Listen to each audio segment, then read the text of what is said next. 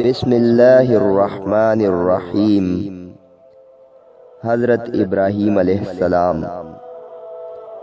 حضرت ابراہیم علیہ السلام کی ولادت مقام ہرمز جرد میں ہوئی۔ آپ کے والد تارخ یا آزر بت ساز اور بت پروش تھے۔ وہ جب آپ کو بت بیچنے کے لیے بازار بھیجا کرتے تو آپ علیہ السلام یہ کہتے تھے، اے لوگو، یہ بت خرید لو جو نہ نفع نہ نقصان دینے والے ہیں اور خود اپنی حفاظت بھی نہیں کر سکتے۔ بعض اوقات آپ بتوں کے گلے میں رسی ڈال کر ان کو گھسیٹتے تھے اور ان کی خوب تحقیر کرتے تھے۔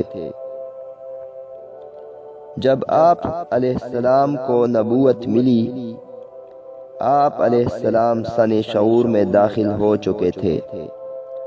جب آپ علیہ السلام نے تبلیغ شروع کی تو سب لوگ آپ علیہ السلام کے خلاف ہو گئے۔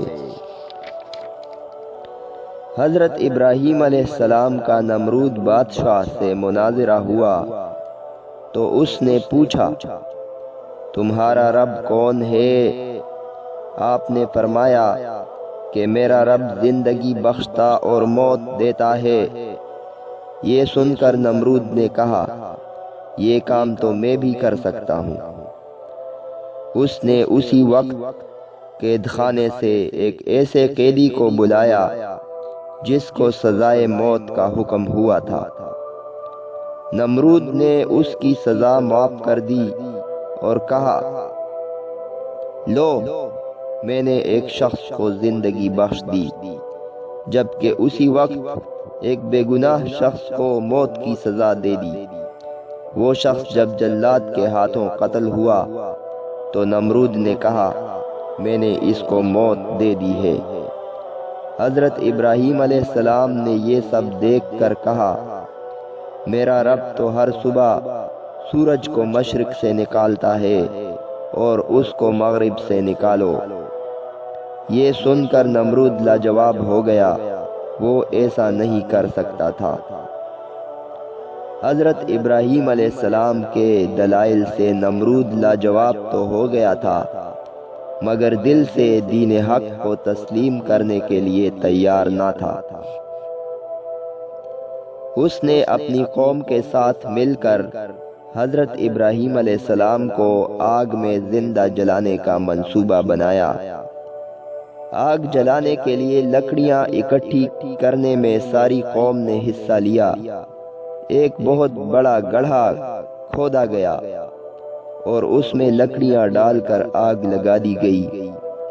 آگ کے شعلے آسمان سے باتیں کرنے لگے تھے۔ حضرت ابراہیم علیہ السلام کے دل میں اس آگ کا ذرا بھی خوف پیدا نہ ہوا۔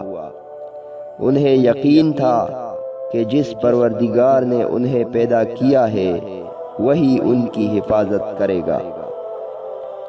ارشاد ربانی ہے، ہم نے حکم دیا، اے آگ، تو ابراہیم علیہ السلام کے حق میں سرد اور سلامتی بن جا، اور انہوں نے ابراہیم علیہ السلام کے ساتھ کا ارادہ کیا، پس ہم نے ان کو ان کے ارادے میں ناکام بنا دیا۔ جب نمرود اور اس کی قوم نے حضرت ابراہیم علیہ السلام کو آگ میں ڈالا تو وہ گلزار بن گئی۔ آپ علیہ السلام پر آگ نے کوئی اثر نہ کیا۔